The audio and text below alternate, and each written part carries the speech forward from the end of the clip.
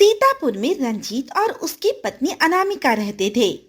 गांव में रंजीत का एक छोटा सा ढाबा था, जिसे रंजीत और अनामिका दोनों मिलकर चलाया करते थे।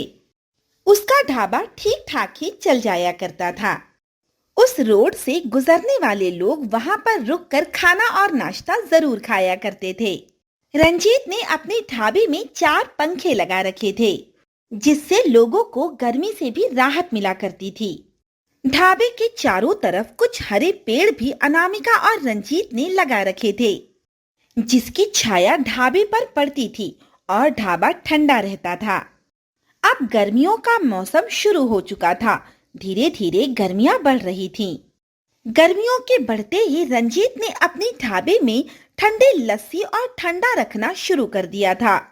अरे रंजीत भैया, जरा अपने ढाबे की ठंडी ठंडी लस्सी तो पिलाना।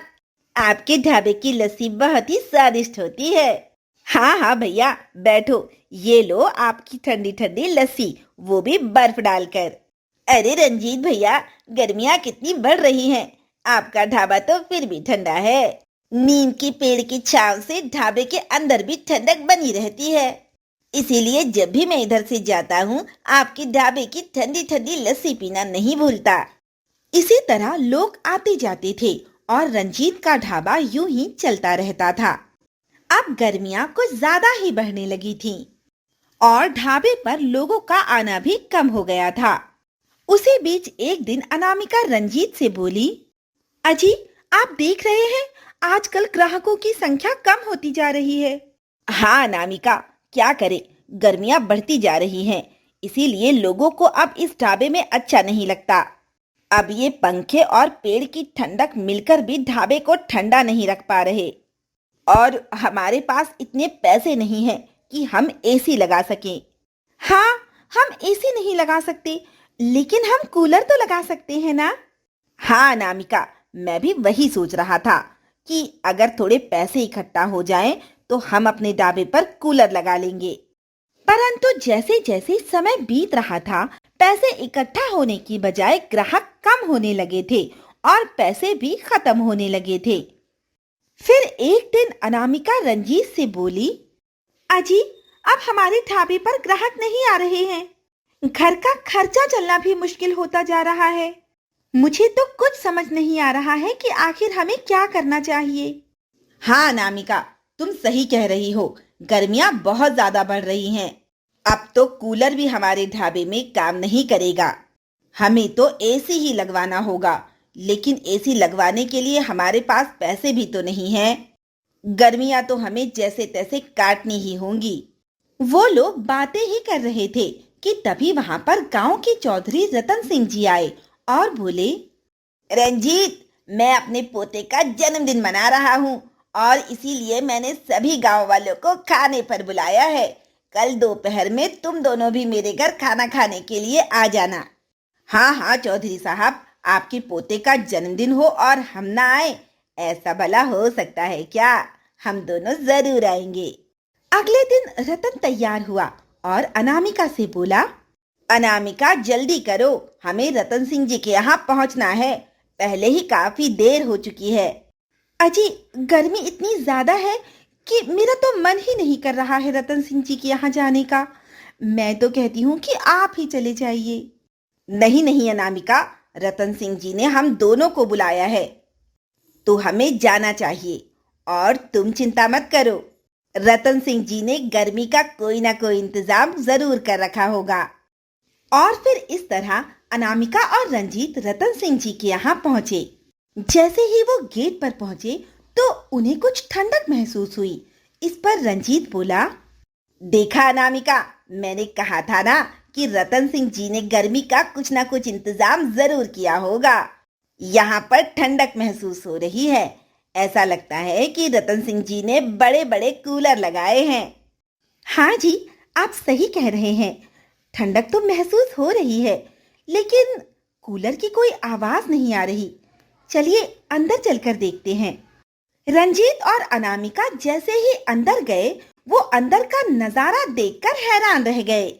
उन्होंने देखा कि गांव के सभी लोग ठंडक में आराम से बैठे हैं और ठंडक के लिए रतन सिंह जी ने कूलर नहीं बल्कि बर्फ की बड़ी बड़ी सिल्लियां हॉल के चारों तरफ खड़ी कर रखी थीं। और उन बर्फ की सिल्लियों की वजह से हॉल में काफी ज्यादा ठंडक महसूस हो रही थी और सभी लोग बड़े सुकून से बैठकर वहां खाना खा रहे थे। रंजीत और अनामिका ने भी वहां बैठकर खाना खाया। सामने दो औरतें बात कर रही थी। रंजीत और अनामिका उनकी बातें ध्यान से सुनने लगे। बहन, यहाँ आकर तो कितनी ठंडक महसूस हो रही है ना? हाँ बहन, सच कहती हो। अरे अगर कोई पैसे लेकर भी यहाँ 2-4 घंटे बैठने दे तो गर्मी से राहत पाने के लिए मैं तो यहाँ रोज बैठूं। रंजीत और अनामिका ने अपना अपना खाना खाया और रतन सिंह जी को धन्यवाद देकर अपने घर लौट आए। अब रंजीत भी समझ चुका था कि उसे क्या करना है। वो अनामिका से बोला, अब तुम देखना अनामिका कि 2 दिनों बाद हमारे ढाबे पर कितनी भीड़ जमा होगी। सभी लोग घंटों वहां आकर बैठेंगे। अजी, 2 दिनों में ऐसा क्या हो जाएगा भला? क्या 2 दिनों में गर्मी कम हो जाएगी जो वहां लोगों की भीड़ इकट्ठा हो जाएगी? बस तुम देखती जाओ अनामिका।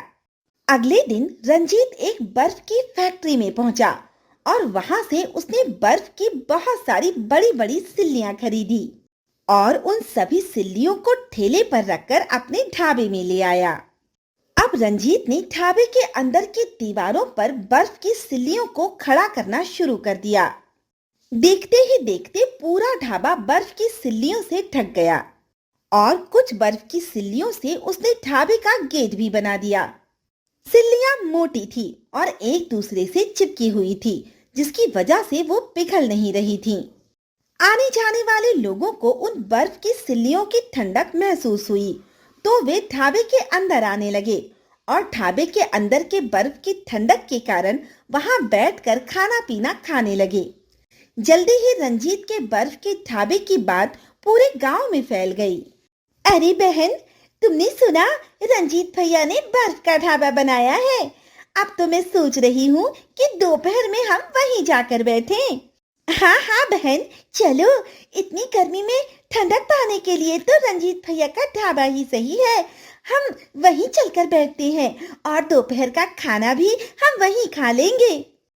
और इस तरह अब लोगों की भीड़ वहां पर जमा होने लगी थी और रंजीत का ढाबा अच्छा खासा चल पड़ा था। कुछ दिन तक तो सब कुछ ठीक चलता रहा, लेकिन अब गर्मियां धीरे धीरे कम हो रही थीं और बर्फ की वजह से ढाबे का टेम्परेचर भी थोड़ा ज्यादा ही ठंडा हो रहा था।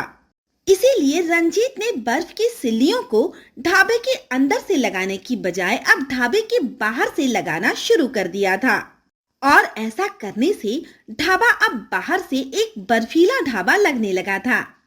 आते जाते हुए लोग अब ढाबे के पास रुककर उस बर्फीले ढाबे का वीडियो बनाते और फोटो खींचते।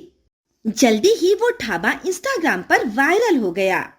बहुत सारे लोग अब उस बर्फ से बने हुए ढाबे को देखने के लिए आने लगे।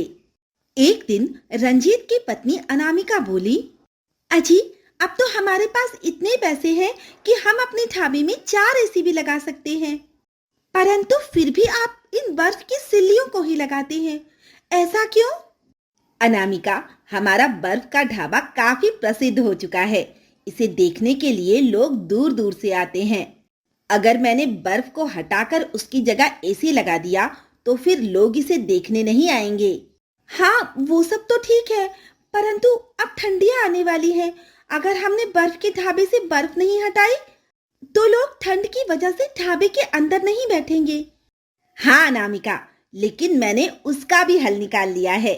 मैं सोच रहा हूँ कि हम अपने ढाबे के सामने वाली जमीन को खरीद लें और वहां पर एक बड़ा सा एयर कंडीशन ढाबा बनवाएं, ताकि जब लोग हमारे ढाबे को देखने आए तो उनका खाना पीना रुकना ये सारा काम उस बड़े से एयर कंडीशन ढाबे में हो सके। हाँ जी, ये तो आपने बड़ा अच्छा सोचा है। ये काम तो कल से ही शुरू होना चाहिए। और फिर ऐसा ही होता है। जल्दी ही रंजीत ने अपने ढाबे की सामने वाली जमीन खरीद ली और वहां पर एक बड़ा सा एयर कंडीशन ढाबा बना लिया। अब लोग बर्फ के ढाबे को देखने के लिए वहां पर आते तो वहीं सामने के एयर कंडीशन ढाबे में रुक भी जाते। रंजीत का काम अब काफी बढ़ गया था, इसीलिए उसने गांव की बहुत सारी औरतों और आदमियों को अपने ढाबे में काम पर रख लिया था। और इस तरह धीरे धीरे वो गांव एक गरीब गांव से अमीर गांव में बदल गया। इस तरह रंजीत के बर्फ के ढाबे ने उस गांव का पूरा नक्शा ही बदल दिया।